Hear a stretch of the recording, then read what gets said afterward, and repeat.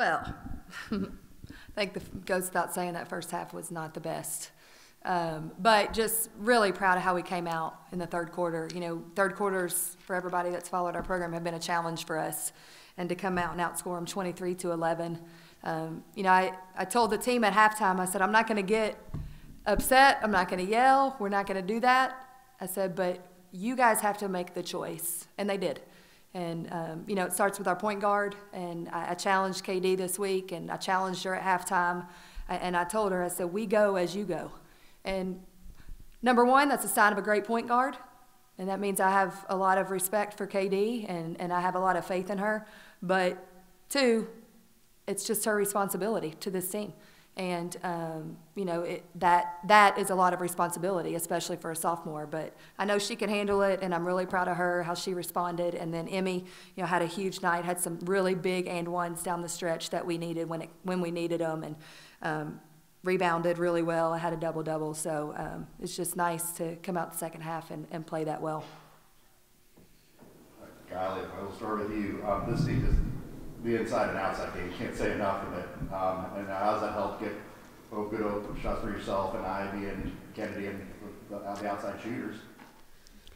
Our posts really draw a lot of attention and they're great passers. So I think if we keep working on our movement on the perimeter, it really opens everything up for us, especially if we look for the post first. Talk about the element of surprise. I mean, you came in 1 for 4 from three-point land. I don't know if you shot much in high school. I knew your last game on this floor for the first campaign you didn't, but because you were eating them up inside. But when you guys are able to throw surprises at teams, how great is it from, and when it works, how even more satisfying is it? I mean, I practice those shots in practice every single day. So when I'm given the opportunity, I try to excel on that. So they put me in the position, and they decided to leave me open, so I just tried to knock it down and make the next play. For Cameron or Emmy, 12 and 33 their posts. I know 12 to 6-3. What made them what makes them difficult to defend? Well, you know, those guys are seniors, and Emmy's been playing against them for 4 years. And Megan Walstead and Whitmer House, they're both really good players. What makes them a challenge is they can play inside out.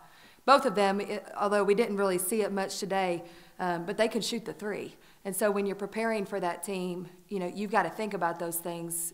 Typically, Walstead is a really good three-point shooter.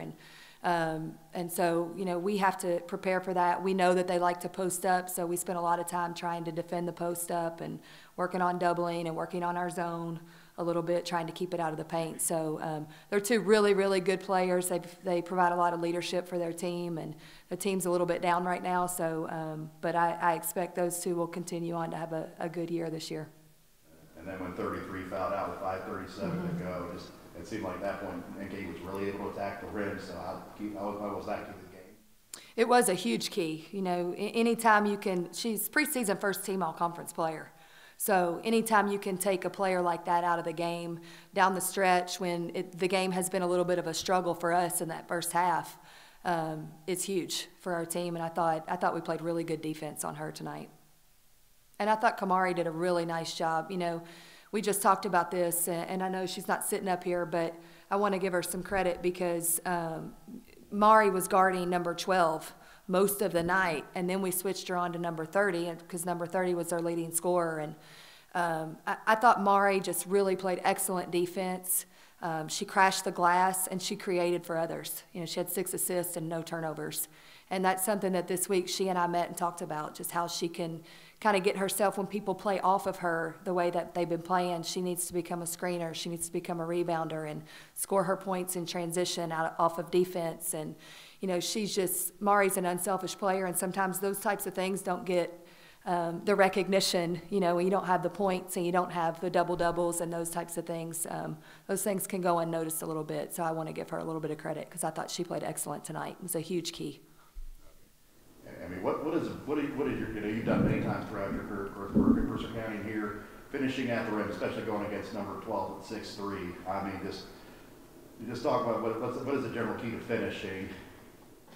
Take it right at him. Make them foul you. Yeah, make them foul you. Your mentality is what I'm trying to get at. What'd you say? I was trying to get at the know of your mentality. Oh, yeah. basically just take it at them, see what you got. If they're coming to double, kick it out to great shooters on the perimeter, and just take your opportunities when you get them.